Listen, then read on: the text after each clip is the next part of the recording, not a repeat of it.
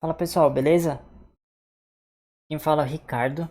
Aqui na sua tela tá o meu LinkedIn, caso você queira entrar em contato comigo, tá? Fica à vontade. É isso aí. Vamos lá. No vídeo de hoje eu vou estar explicando para vocês de uma forma bem simplificada como que funciona uma API, tá? Que é sem enrolação. Então vamos lá. Eu tenho esse slide aqui bem simples mesmo, então a ideia é simplificar tudo. Então, um exemplo aqui, você chegou no restaurante para pedir a sua comida. Então, qual que é o procedimento, né? Você senta ali na cadeira, o garçom, a garçonete, ele vem te atender, ele entrega o cardápio para você, você analisa ali as informações que você quer, o prato, né? O prato e a bebida que você quer. Depois de ter escolhido, você passa para o garçom o pedido. O garçom ele vai pegar o seu pedido, ele vai levar para a cozinha.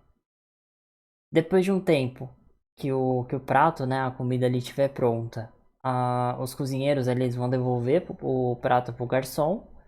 E o garçom ele vai trazer a comida ali, a bebida para você. Então bem simples. Então aqui a gente tem você viu as informações que você quer ali no cardápio. Você fez o pedido para o garçom, ou seja, você passou as informações que você queria pro garçom. O garçom, ele levou até a cozinha. O pessoal da cozinha preparou a comida para você. Depois da comida tá pronta, eles avisaram ali o garçom de alguma forma. O garçom foi, ele pegou a comida e trouxe para você. Exemplo bem simples que praticamente não, né? Todo mundo já fez isso na vida. Então, comparando aqui com a API, o que a gente tem? É, vamos lá. O garçom, ele faz a comida, pelo menos nesse exemplo aqui que eu dei, e eu acredito que em nenhum outro lugar, não, né? Ele só é responsável por levar e trazer ali a comida e a bebida, beleza? Então, nesse exemplo aqui, o garçom ele seria a API. Ele não é responsável por ter a comida, vamos dizer assim, ele não é responsável por preparar a comida, ele não tem outra responsabilidade a não ser fazer a comunicação entre você e a cozinha, beleza? Então, essa é a responsabilidade de uma API, basicamente, tá? Então, ali levar e trazer as informações. O que a gente pode aproveitar mais desse exemplo aqui? Então, vocês lembram que eu comentei ali do cardápio? Né? Então, no cardápio você está olhando, você tem uma lista de informações, né? Você tem uma lista de pratos e de bebidas que aquele restaurante ele pode disponibilizar para você. É a mesma coisa uma API, tá? Uma API, ela tem uma documentação, ou pelo menos deveria ter, informando exatamente o que ela pode disponibilizar para você. Isso porque cada API ela é única, né? Ela foi criada ali para uma função específica. Se você é uma API de algum e-commerce, né? Uma Netshoes, um Mercado Livre, enfim, algum comércio eletrônico, e eles querem informar o status do seu pedido, o pessoal vai desenvolver uma API para trazer o status do pedido. Se você tem uma API que você passe um CEP e ela traga o endereço, então aquela API ela foi criada com esse intuito. Então cada API ela é única, tá? Então sempre quando a gente fala de API, a gente também precisa pensar na documentação, tá? Porque geralmente a gente não sabe o que uma API faz só olhando para ela, né?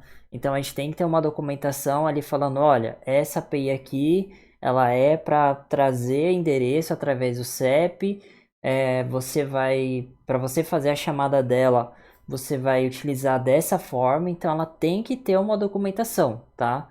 Nem que for perguntando ali para o desenvolvedor, né, para o fornecedor, como que funciona e a pessoa vai explicar para você, mas tem que ter alguém, né, ou algum documento que ela te ensine, né, como trabalhar com ela, tá? Porque como eu falei, novamente, cada API ela é única, tá? Outra questão aqui que a gente pode aproveitar desse exemplo. Então, vamos supor assim, tá? Imagina a situação aqui do restaurante. Você chega num restaurante onde você não conhece quem é o chefe, quem é o cozinheiro, você não sabe o que tem dentro da cozinha, né? Você não consegue ver ali o que tem dentro da cozinha, então você não sabe a marca do fogão, você não sabe a marca do gás, você não sabe a roupa, né, que o cozinheiro tá usando, se ele tá de uniforme, se ele não tá, né? Enfim, ou seja, você tá cego porque você não sabe o que tem dentro da cozinha.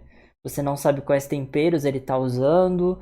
Então, assim, você não sabe quem é o cozinheiro, como ele trabalha, e o cozinheiro não sabe quem é você.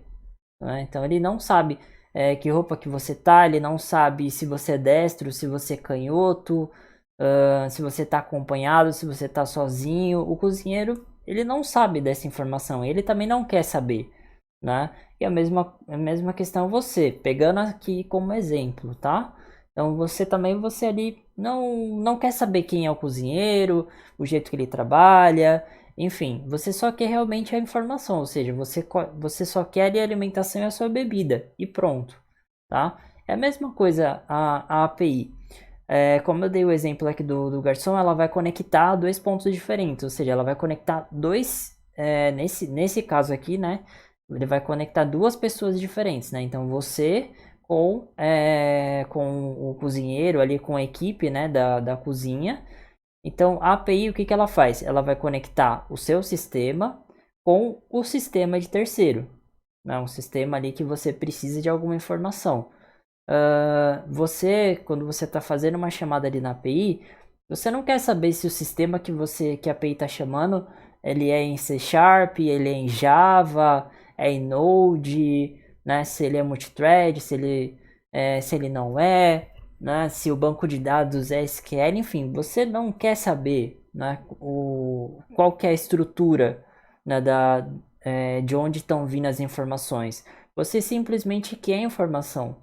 E o sistema lá do outro lado que está disponibilizando a informação, ele também não quer saber se você vai utilizar para um aplicativo desktop, para um aplicativo mobile, web, né? Qual a linguagem que você vai usar, né? Se você é da empresa A, B e C, ele não quer saber, né? Ele simplesmente, quem vai disponibilizar a informação, ele está ali preocupado em como que ele vai disponibilizar a informação. Quem vai utilizar aquela informação ali nesse primeiro momento, tá? Porque tem toda uma questão de segurança, então lembrando que aqui são só exemplos, tá? Então no primeiro momento ali, ele está preocupado como ele vai disponibilizar aquela informação, né? Para onde vai a informação, são outros 500 e ali naquele primeiro momento ele não quer saber, tá? Então basicamente assim, então o que a gente, resumindo aqui novamente, a gente falou da documentação, que seria o cardápio, a gente falou o que é uma API, que seria o garçom, que ele vai levar e trazer informação, a gente explicou ali da cozinha, que é a aplicação que vai disponibilizar a informação para você, tá? Então basicamente é isso. Agora, continuando aqui, a gente vai mais aqui para a parte prática, tá? Então, eu estou nesse site aqui, que é o viacep.com.br. Ela é uma API totalmente aberta, então você não precisa de nenhum tipo de autenticação, alguma coisa nesse sentido. Mais para o final do vídeo, eu vou estar explicando para vocês o que a gente precisa para trabalhar mesmo com uma API, tá? Então, vamos lá. Essa API aqui, ela é simplesmente responsável por você passar alguma informação de CEP e ela trazer o endereço. Então, mais aqui para baixo, você pode ver que você pode passar o nome de uma rua, alguma coisa nesse sentido. Desculpa, é aqui. E ele vai retornar informações para você de acordo com aquela informação. Então, pegando ali o exemplo da cozinha, o que seria esse site? Esse site ele seria a documentação, ou seja, ele vai explicar para você como que você pode utilizar essa API aqui do ViaCep. Então, aqui, por exemplo, ele está falando aqui, ó, para acessar o web service, um CEP informado de 8 dígitos deve ser fornecido, por exemplo. E aí ele passa um CEP aqui.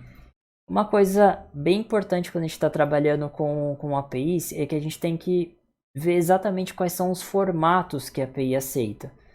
Então, quando a gente está falando de CEP, geralmente a gente coloca um traço aqui depois do...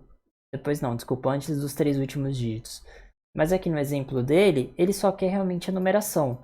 Então, quando a gente está trabalhando com uma API que passe um CPF, um CNPJ, geralmente essas informações têm um traço, tem um ponto. Então, tem API que aceita com traço e ponto, tem API que não aceita, ou seja, ela aceita somente números. Então, é bom a gente pegar e se atentar a essas pequenas coisinhas que pode ser que por causa de uma falta de atenção ou por causa que a API, a documentação não está muito clara, você acabe não conseguindo utilizá-la, tá? Então, vamos aqui. Falei aqui dessa parte, desse primeiro exemplo aqui que ele explica, né, o que é a API em si, enfim. Ele dá aqui um exemplo, ele fala dos formatos de JSON, XML, e aqui embaixo ele fala aqui mais algumas coisas. E uma coisa que eu acho bem importante, que muita documentação não tem, é o que? É o exemplo de como que a API ela vai retornar aquela informação. Então isso aqui é super importante para o desenvolvedor saber como que a API ela vai trazer aquelas informações. Lembrando que a API ela vai mudar as informações de acordo com cada dado. Então se eu pego essa API aqui, eu coloco o CEP da minha casa, obviamente ele vai trazer o endereço da minha casa, as informações da minha casa, do meu bairro. Se você pegar essa API e colocar o CEP da sua residência, então ele vai trazer os dados da sua residência. Mas o formato vai ser sempre o mesmo, ou seja, pegando aqui como exemplo, ele vai ser sempre CEP, logradouro, complemento, tudo nessa ordem e sempre digitado com essa grafia. E aí as informações aqui do bairro, do CEP, enfim, ele vai mudar de acordo com cada informação. Vamos lá. A gente recebeu aqui o cardápio, que é a documentação, tá? Essa API aqui ela seria o garçom, ou seja, eu como cliente, ali, como consumidor, o que eu vou fazer aqui? Estou copiando esse endereço aqui, essa URL. Quando a gente está falando de API, a gente chama o URL de endpoint, tá? Então, end de final e point de ponto, tá? Tudo junto, endpoint. Então, vou jogar essa API aqui no navegador, como eu falei. Aliás, enfim, eu não lembro se eu falei, tá? Mas você não precisa passar nenhuma autenticação. Então, aqui, ó, eu vou colocar esse CEP aqui mesmo, que já está aqui por padrão. E aí eu vou dar um Enter aqui. Olha, ele trouxe aqui as informações. Se eu fosse pegar um outro CEP aqui, ó, faz o teste, tá? Você vai pegar esse endereço aqui. E aqui, né, no lugar dos números, você vai colocar o CEP da sua casa. E você vai ver que vai retornar as informações da sua casa. Aqui especificamente ele está retornando os dados no formato JSON. Tá? Se a gente for pegar aqui a API, cadê? Aqui, ó, em XML, ele já deu um exemplo aqui, né, obviamente, mas você também pode pegar esse endereço, colocar o seu CEP aqui, e aí você vai chamar, ele vai trazer as informações no formato XML. Então, eu não vou entrar em detalhes no exemplo de JSON, XML, mas só para vocês verem, bem, como é que eu posso dizer, bem a grosso modo, colocar aqui um exemplo dos dois formatos, tá? Então, esse aqui é um JSON e esse aqui é um XML. Então, a ViaCep, o que ela está fazendo? Ela está indo até o banco de dados, vamos falar assim, do ViaCep, e trazendo as informações do CEP conforme o CEP que eu estou passando aqui em cima. Então, isso daqui é uma API, tá? Ele está indo lá e buscando informação. Eu não sei se o banco de dados do ViaCep é um SQL Server, é um Oracle, é um PostgreSQL, enfim, eu não sei qual que é o banco de dados dele. Eu também não quero saber. Eu não sei se a aplicação que eles utilizam é em C Sharp, é em Java, eu também não quero saber. O que eu quero? Eu quero a informação, eu quero o endereço e ponto. Aqui também do outro lado, eu estou utilizando qual aplicação para fazer a chamada. Eu estou utilizando o meu navegador, você pode utilizar o Chrome, o Internet Explorer, eu estou usando aqui o Opera GX. Então, essa é a minha aplicação que eu estou fazendo a minha chamada. O ViaCep, ele quer saber disso? Não, ele simplesmente disponibiliza a informação e falou, vai lá e usa. Se você quer utilizar isso daqui dentro de um e-commerce que você pede o CEP ali do cliente para pegar os dados dele e, sei lá, fazer algum cálculo de frete, enfim, né? Ou preencher um formulário automaticamente, aqueles formulários que a gente coloca o CEP e ele já traz as informações de CEP, de bairro, cidade e nome de rua, você pode utilizar. A ViaCep ela não está nem aí para essas informações como você vai utilizar. A ViaCep ela está preocupada em como ela vai disponibilizar essa informação e muitas vezes ele tem que ficar preocupado com a velocidade que ele disponibiliza aquela informação, porque imagina que eu faço a chamada, ele vai demorar ali uns 10 segundos para trazer a informação. Então é muita coisa. Então quem está preocupado em criar uma API de disponibilizar a informação, ele está preocupado em como vai cuidar de como ele vai mostrar os dados em si. Tá? Então, basicamente, essa daqui é uma API da ViaCep, só um exemplo mesmo. Vocês podem consultar aqui embaixo, ó, como eu falei, tem outros exemplos. Então, aqui nesse exemplo aqui, você pode colocar o nome da rua da sua casa. Então, por exemplo, aqui pegando aqui o meu exemplo, então como que eu faria? Isso daqui vai ser sempre o mesmo. Então, uma coisa que é importante é que a API ela sempre vai ter uma parte que é fixa, tá? Então, nesse caso aqui, o que é fixo? O que vai ser igual para todas as chamadas? Essa parte aqui do início. O que vai mudar? Então, aqui RS, no meu caso aqui, eu poderia colocar SP. Então, aqui eu poderia escrever São Paulo. Então, aqui onde eu moro, ela tem parte do nome dela é Alcides. Então, o nome dela completo contém Alcides. Então, se eu colocar aqui Alcides, ele vai trazer todas as ruas, né? Todas as informações que contém a palavra Alcides. Então, ó, vamos colocar aqui SP. Eu vou escrever aqui São Paulo. E aqui eu vou colocar Alcides. E aí eu fiz a chamada. Uma coisa bem importante. Vocês podem ver que quando eu fiz a chamada aqui, qualquer coisa volta um pouquinho o vídeo, vocês vão ver que eu coloquei um espaço aqui, espaço Paulo. Por que eu fiz isso? Porque a API fala que eu posso usar um espaço. Então ela reconhece o espaço. Tem API que pode ser que daria algum problema. Por quê? Porque tem um espaço numa URL. Mas não, essa API aqui específica, ela aceita espaço. Então vocês têm que tomar cuidado com essas pequenas coisinhas que podem prejudicar na chamada. Então voltando aqui, ó, o que eu fiz aqui? Eu pesquisei todas as ruas que contêm Alcides na cidade e estado de São Paulo. E aí, ó, ele me trouxe várias informações.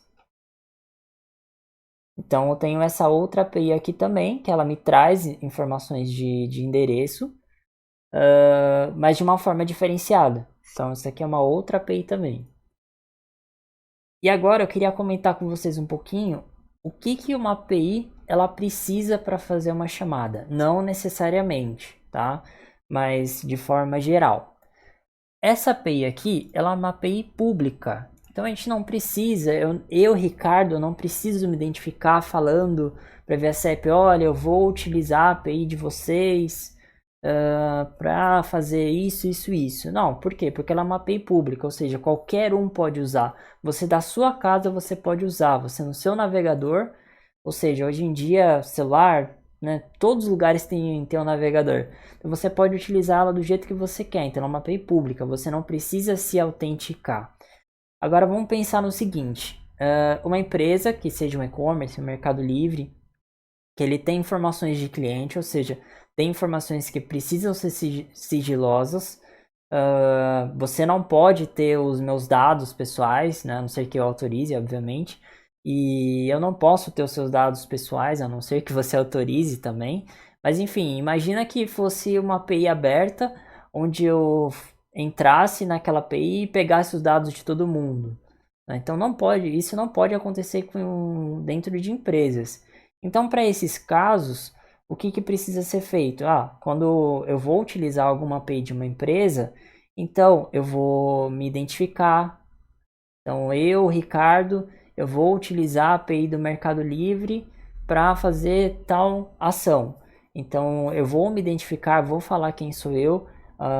O Mercado Livre ele vai pedir todos os meus dados, por quê? Porque ele vai criar ali uma autenticação, né, um login e senha. Geralmente em API a gente fala, a gente utiliza tokens, tá? Então vai criar ali um token que seria um usuário, login e senha, resumidamente, tá? Para mim, e vai associar aquele login ao meu cadastro. Ou seja, se vazar informação e estiver utilizando o meu token, o meu login e senha, quem vai ser responsabilizado sou eu. Vai saber se eu vou pagar uma multa de não sei quantos milhões aí porque eu vazei dados. Enfim, então em empresas grandes não é simples assim a chamada. Então você tem que ter uma autenticação justamente para ser autorizado a utilizar aqueles dados. E muitas vezes a questão é tão restrita que você precisa passar o seu IP para que o fornecedor da API libere o seu IP para que só o seu IP utilize aquela API, de tão restrito que é a informação. Então, por exemplo, isso acontecia com uma certa frequência, tá? Como existe uma piada, né? É raro, mas acontece com frequência. Então, a gente precisava passar o IP da empresa, falando, olha, esse IP aqui vai utilizar essa API. Pessoal, tudo bem. A pessoa ia lá, fazia a liberação de IP interna, tudo certinho. E aí eu tava em casa, ou seja, o IP era diferente, se eu tivesse fora de uma VPN, era o mesmo token, ou seja, era a mesma autenticação, era o mesmo login e senha, mas o IP era diferente. E eu não conseguia utilizar. Por quê? Porque não estava liberado para o meu IP de casa fazer o acesso. Agora, se eu fizesse o acesso através de uma VPN, aí eu conseguia. Mas enfim, então tudo isso tem que estar descrito na documentação, se utiliza, precisa de liberação de IP, como que você faz para solicitar um token, né, um acesso. Então, quando a gente está falando de IPs não, desculpa, de APIs de empresa, então a questão é muito mais restrita, tá? E é uma coisa que eu esqueci de falar, é que sempre quando a gente precisa passar algum dado na URL, a gente chama de parâmetro. Então, sempre quando alguém perguntar qual que é o parâmetro que eu passo na API, é só você ligar as coisas. Qual a informação que eu preciso passar na API? Olhando para cá, esse teste que a gente fez. Qual a informação que a gente precisa passar? A gente precisa passar o CEP. Então o CEP é um parâmetro. É uma API de um e-commerce que eu vou passar o CPF do cliente e aí eu vou disponibilizar a segunda via de boleto. Então, qual o parâmetro? É o CPF do cliente. Então, quando a gente fala parâmetro, é exatamente os dados que vão mudar, né, na API. Nesse caso aqui, o que vai mudar? Se eu fizer a chamada ou você fazer a chamada, vai ser o CEP. Então, basicamente é isso. E basicamente é assim que funciona uma API. Eu espero ter ajudado vocês. Se você gostou do conteúdo e tiver interesse, se inscreve. Se você deixar o like e me colocar um comentário, eu também agradeço. Como informei no início do vídeo, tem aí meu LinkedIn, fica à vontade para me contactar.